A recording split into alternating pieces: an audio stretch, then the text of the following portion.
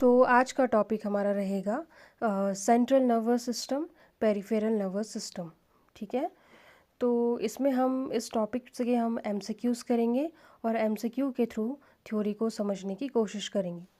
तो आज का पहला क्वेश्चन है, सेंट्रल नर्वस सिस्टम, इसको शॉर्ट फॉर्म में सीएनएस भी कहते हैं, उसमें क्या क्या इंक्लूड होता है, मतलब सीएनएस के अंडर कौन कौन आता है। ठीक है, तो इसका सही ऑप्शन जाएगा ब्रेन और स्पाइनल कॉर्ड। ठीक है, तो ब्रेन और स्पाइनल कॉर्ड जो होता है वो सेंट्रल नर्वस सिस्टम के अंडर आता है। अब हम पहले ये समझ लेते हैं कि सेंट्रल नर्वस सिस्टम होता क्या है। जो सेंट्रल नर्वस सिस्टम होता है ये क्या होता है, हमारी जो बॉडी है उसका कंट्रोल और कोऑर्डिनेशन सेंटर होता है।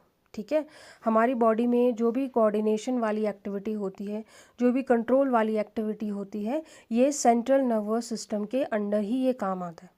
ठीक है, सीएनएस क्या करता है कि हमारी बॉडी के डिफरेंट पार्ट से इंफॉर्मेशन को रिसीव करता है, उसको प्रोसेस करता है और उसके बाद क्या करता है, एप्रोप्रिएट रिस्पॉन्स को जनरेट करता है।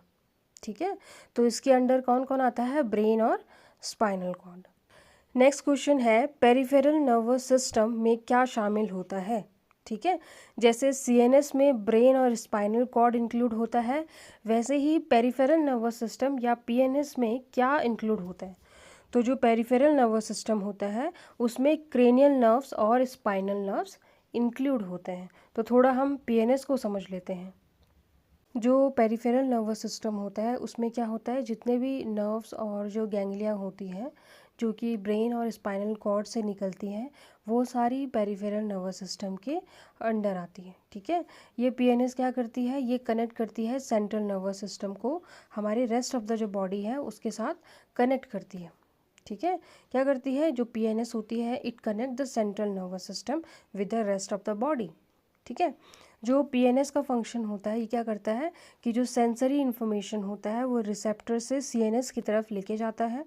ठीक है, इसको आप याद रखिएगा, ये एमसीक्यूज़ में डायरेक्ट लाइन करके पूछा जा सकता है कि जो पीएनएस होता है वो सेंसरी इन्फॉर्मेशन को कहाँ से कहाँ लेके जाता है, तो वो रिसेप्टर से सीएनएस में लेके जाता है। जैसे अगर हमें सपोज़ हमने एक पिन लगा हमें, तो हमें वहाँ पे सेंस होता है, तो वो वाला जो मैसेज है, रिसेप्टर कहाँ है, हमारे पैर पे जो लगा है, तो रिसेप्टर हमारे पैरों पे है, वहाँ से वो इन्फॉर्मेशन को बेसिकली सीएनएस में लेके जाता है। ठीक है, नेक्स्ट ये मोटर कमांड्स जो होती हैं, मोटर कमांड्स होती है उसको सीएनएस से मसल्स और ग्लैंड्स तक लेके जाती हैं। तो यहाँ पे जो सेंसरी और मोटर वर्ड है ना, इसको ट्रिक करके ये आगे पीछे करके क्वेश्चंस में दिया जा सकता है। तो आपको ये चीज़ ध्यान रखनी है कि सेंसरी इन्फॉर्मेशन को कहाँ से कहाँ ले जाता है, सेंसरी को लेके जाता है रिसेप्टर से सीएनएस, लेकिन जो मोटर कमांड्स होती है उसको सीएनएस से मसल्स और ग्लैंड्स तक लेके जाती हैं। ठीक है, जो पीएनएस होता है वो लिंक करती है ब्रेन और स्पाइनल कॉर्ड को with all the body organ. ठीक है, अब जो पीएनएस होता है ना उसमें कौन कौन से नर्व्स आती हैं, क्रेनियल नर्व्स और स्पाइनल नर्व्स आती हैं। जो क्रेनियल नर्व्स होती हैं जो कि ब्रेन से निकलती हैं वो 12 पेयर्स होती हैं, और जो स्पाइनल नर्व्स जो कि स्पाइनल कॉर्ड से निकलती है वो 31 पेयर्स होती है ह्यूमंस में। ठीक है, तो आपको ये चीज़ ध्यान रखना। नेक्स्ट क्वेश्चन है, ह्यूमंस में क्रेनियल नर्व्स के कितने पेयर्स होते हैं। तो अभी मैंने कहा कि ह्यूमंस में जो क्रेनियल नर्व्स होती हैं वो 12 पेयर होती हैं। ठीक है, नेक्स्ट क्वेश्चन है, स्पाइनल नर्व्स कितने पेयर होते हैं। तो स्पाइनल नर्व्स होते हैं 31 पेयर्स। नेक्स्ट है, सेरिब्रम ब्रेन का कौन सा पार्ट होता है। ठीक है, तो जो सेरिब्रम होता है ये ब्रेन का सबसे बड़ा पार्ट होता है। तो हम इसके इमेज से समझ लेते हैं कि सेरिब्रम कहाँ होता है और इसका क्या काम होता है। तो जैसे कि आपको इमेज में शो हो रहा है कि जो सेरिब्रम होता है ये ब्रेन का सबसे बड़ा और सबसे डेवलप पार्ट होता है। ठीक है, ये 4 ब्रेन का मेन पार्ट होता है और टोटल जो ब्रेन मास होता है उसका 80 से 85% जो होता है वो सेरिब्रम होता है। ठीक है, जो सेरिब्रम की अगर हम स्ट्रक्चर की बात करेंगे तो इसमें सेरिब्रल हेमिस्फेयर होते हैं। ठीक है, जो सेरिब्रम को 2 पार्ट में डिवाइड करता है, एक होता है राइट सेरिब्रल हेमिस्फेयर, दूसरा होता है लेफ्ट सेरिब्रल हेमिस्फेयर। ठीक है, और जो दोनों ही हेमिस्फेयर होते हैं कॉर्पस कैलोसम के थ्रू जुड़े होते हैं। ठीक है, यहाँ पे जैसे कि आपको इमेज में शो हो रहा है कि लेफ्ट हेमिस्फेयर या लेफ्ट सेरिब्रल हेमिस्फेयर का क्या काम होता है और राइट। ठीक है, सेकंड पार्ट जो सेरिब्रम का हम कहते हैं वो होता है सेरिब्रल कॉर्टेक्स, ठीक है। जो सेरिब्रल कॉर्टेक्स होता है ये सेरिब्रम का आउटर लेयर जो होती है उसको कहते हैं, ठीक है।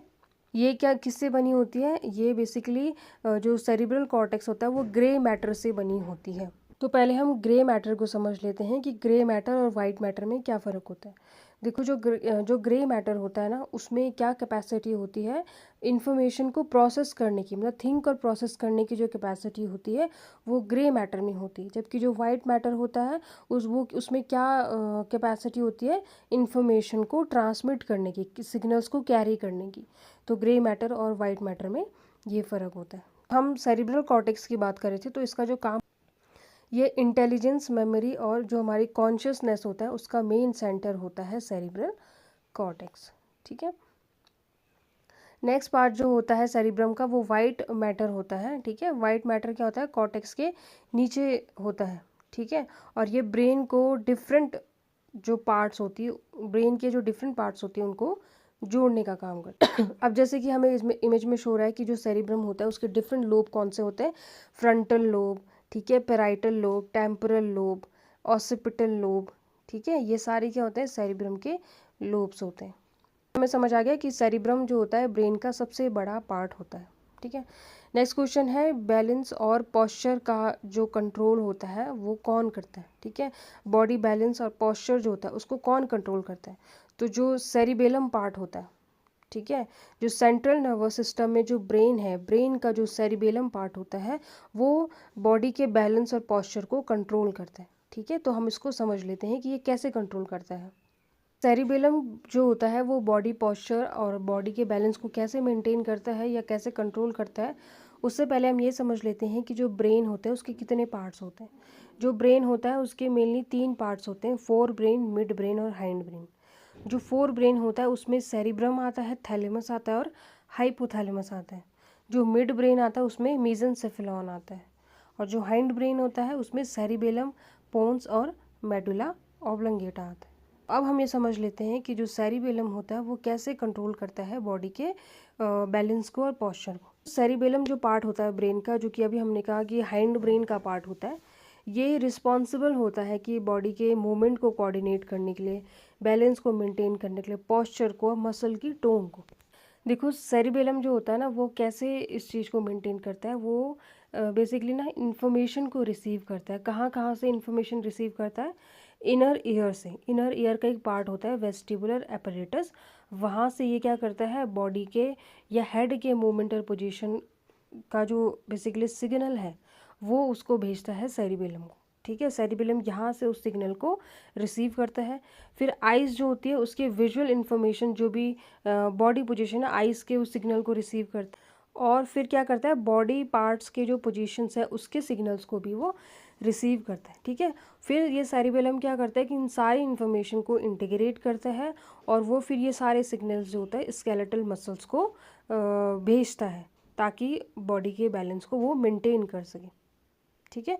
तो इस तरीके से जो सेरिबेलम होता है वो बॉडी पोस्चर को या बॉडी बैलेंस को मेंटेन करता है। नेक्स्ट क्वेश्चन हमारा है कि हार्ट बीट और ब्रीदिंग और जो swallowing होता है उसका कंट्रोल किसके पास होता है। तो ये तीनों कंट्रोल जो होते हैं ये मेडुला ऑब्लंगेटा में होते हैं, जो कि हमारे हाइंड ब्रेन का पार्ट होता है। तो हम इसको समझ लेते हैं कि मेडुला ऑब्लंगेटा कैसे इन चीज़ को कंट्रोल करता है। मेडुला ऑब्लंगेटा जो होता है वो कैसे इन चीज़ों को कंट्रोल करता है, उसे समझने से पहले हम एक चीज़ समझ लेते हैं कि ब्रेन जो स्टेम होता है वो क्या होता है, ठीक है। तो ब्रेन स्टेम जो होता है वो ब्रेन का वह पार्ट होता है जो कि ब्रेन को स्पाइनल कॉर्ड से जोड़ता है। अब इसकी ज़रूरत क्यों होती है, क्योंकि जो ये ब्रेन स्टेम होता है ये नर्व इम्पल्स के लिए एक कंडक्शन पाथवे क्रिएट करता है। ये कंडक्शन पाथवे होता है जो कि बॉडी के कई जो वाइटल इनवॉलंटरी फंक्शंस होते हैं उनको कंट्रोल करते हैं, ठीक है। इनवॉलंटरी फंक्शन का मतलब ऐसे फंक्शन जो कि हमारे नियंत्रण में जो नहीं होते, ठीक है। जैसे कि ब्रीदिंग, हार्ट रेट हो गया, ब्लड प्रेशर हो गया, swallowing हो गया, ये सारे जो फंक्शंस हैं उनको कंट्रोल करते हैं। ब्रेन स्टेम के पार्ट कौन कौन से होते हैं, ब्रेन स्टेम के 3 मेन पार्ट होते हैं। एक तो मिड ब्रेन होता है, दूसरा पोन्स होता है, तीसरा होता है मेडुला ऑब्लंगेटा। ये तीनों जो होते हैं ब्रेन स्टेम के पार्ट होते हैं। अब हम बात करते हैं कि मेडुला ऑब्लंगेटा जो होता है वो कैसे इन तीनों को कंट्रोल करता है, ठीक है। तो जैसे अभी मैंने कहा कि जो मेडुला ऑब्लंगेटा होता है वो ब्रेन स्टेम का ही पार्ट होता है, ठीक है। और ये इसमें जो होते हैं कई जो वाइटल सेंटर्स होते हैं और जो रिफ्लेक्स सेंटर्स होते हैं जो कि इनवॉलंटरी जो काम होते हैं उनको कंट्रोल करते हैं, जैसे कि जो हार्ट बीट होती है उसको कंट्रोल करना, ठीक है, जैसे कि रेस्प स्वॉलोइंग जो होता है उसको कंट्रोल करना, ठीक है। तो इस तरीके से जो होता है वो रिफ्लेक्सेस या फिर और जो इनवॉलंटरी एक्शंस होते हैं उनके कंट्रोल करते हैं। जैसे तो यहाँ पे हमारा आंसर क्या जाएगा कि रिफ्लेक्स एक्शन का जो मेन सेंटर होता है वो स्पाइनल कॉर्ड होता है। अब हम पढ़ेंगे ऑटोनॉमिक नर्वस सिस्टम के बारे में, ठीक है। तो पहले ऑटोनॉमिक नर्वस सिस्टम होता क्या है हम वो देख लेते हैं। देखिए, जो ऑटोनॉमिक नर्वस सिस्टम होता है वो पेरिफेरल नर्वस सिस्टम का ही एक पार्ट होता है, और ये वो पार्ट होता है जो कि बॉडी की जो भी इनवॉलंटरी बेसिकली क्रियाएं होती है उनको कंट्रोल करता है। जैसे कि मतलब ऐसी क्रियाएं जो कि बिना हमारी इच्छा के जो लगातार चलते रहते हैं उन पे हमारा कोई कंट्रोल नहीं होता है, जैसे कि हार्ट बीट हो गया, डाइजेशन हो गया, ठीक है, ब्रीदिंग रेट हो गया, स्वेटिंग हो गया, यूरिनेशन हो गया। सारी ऐसी क्रियाएं हैं जो कि इनवॉलंटरी मानी जाती हैं, और इनमें कौन हेल्प पार्ट लेता है? Autonomic nervous system. अब जैसे कि इमेज में आपको शो हो रहा है कि जो ऑटोनॉमिक नर्वस सिस्टम होता है ये किस किस पार्ट में डिवाइड होता है। एक होता है सिंपैथेटिक नर्वस सिस्टम, एक होता है पैरासिम्पैथेटिक नर्वस सिस्टम, ठीक है। जो सिंपैथेटिक नर्वस सिस्टम होता है इसको फाइट और फ्लाइट सिस्टम भी कहते हैं, ठीक है। इसको क्यों फाइट और फ्लाइट सिस्टम कहते हैं? क्योंकि जब कभी भी कोई इंसान जैसे डरता है, उसको एंगर होता है या फिर कोई इमरजेंसी सिचुएशन होती है ना, तब जो ये सिंपैथेटिक नर्वस सिस्टम होता है ये एक्टिव होता है। कैसे एक्टिव होता है? ये हार्ट रेट को इंक्रीज़ कर लेता है, ब्लड प्रेशर को बढ़ाता है, प्यूपिल को डायलेट करता है, ब्रोंकाई को डायलेट करता है, डाइजेशन को कम करता है और ग्लूकोज रिलीज को बढ़ाता है। तो ये जितने भी मैंने अभी कहा आपको ये याद रखने हैं। ये क्वेश्चंस में डायरेक्ट पूछे जा सकते हैं कि बताओ इनमें से कौन सा एक्शन है जो सिंपैथेटिक नर्वस सिस्टम के अंडर आता है, ठीक है। जो पैरासिम्पैथेटिक नर्वस सिस्टम होता है इसको रेस्ट एंड डाइजेस्ट सिस्टम भी कहते हैं, क्योंकि जब हमारी बॉडी जब रेस्टिंग मोड में होती है तो उस टाइम पे जो पैरासिम्पैथेटिक नर्वस सिस्टम होता है वो एक्टिव होता है, ठीक है। इसके क्या क्या इफ़ेक्ट होते हैं पैरासिम्पैथेटिक नर्वस सिस्टम के? कि ये हार्ट रेट को डिक्रीज़ करता है, ब्लड प्रेशर को कम करता है, डाइजेशन को बढ़ाता है, सैलिवेशन बढ़ाता है और एनर्जी कंजर्वेशन करता है, ठीक है। जैसे खाना खाने के बाद जो डाइजेशन बढ़ाना होता है ये पैरासिम्पैथेटिक नर्वस सिस्टम के ही अंडर आता है। तो जो इसके मेन कैरेक्टर्स हैं वो आपको याद रखने हैं, एग्जाम में डायरेक्ट आपको पूछा जा सकता है। तो अभी मैंने आपको बताया कि क्वेश्चन में दिया है कि जो ANS है, ऑटोनॉमिक नर्वस सिस्टम है, इसके कितने पार्ट होते हैं। तो इसके दो पार्ट होते हैं, एक सिंपैथेटिक नर्वस सिस्टम और एक होता है parasympathetic nervous system. Next question है फाइट और फ्लाइट रिस्पॉन्स को कौन कंट्रोल करता है। तो अभी मैंने बताया कि जो सिंपैथेटिक नर्वस सिस्टम होता है ये फाइट और फ्लाइट रिस्पॉन्स को कंट्रोल करता है। नेक्स्ट क्वेश्चन है रेस्ट एंड डाइजेस्ट फंक्शन कौन कंट्रोल करता है। तो पैरासिम्पैथेटिक नर्वस सिस्टम। नेक्स्ट है सिंपैथेटिक स्टिमुलेशन से क्या होता है, ठीक है। तो इसमें आप क्वेश्चंस के ऑप्शंस देख के बताएं कि क्या sympathetic nervous system heart rate को कम करता है? नहीं। क्या प्यूपिल को कॉन्स्ट्रिक्ट करता है? नहीं, प्यूपिल को डायलेट करता है। क्या ये डाइजेशन को बढ़ाता है? नहीं, डाइजेशन को तो पैरासिम्पैथेटिक बढ़ाता है। तो जो सिंपैथेटिक नर्वस सिस्टम होता है ये हार्ट रेट को बढ़ाता है। नेक्स्ट क्वेश्चन है पैरासिम्पैथेटिक स्टिमुलेशन क्या करता है। तो अभी मैंने बताया ये डाइजेशन को बढ़ाता है। नेक्स्ट है प्यूपिल डायलेशन किसके कारण होता है? Sympathetic nervous system.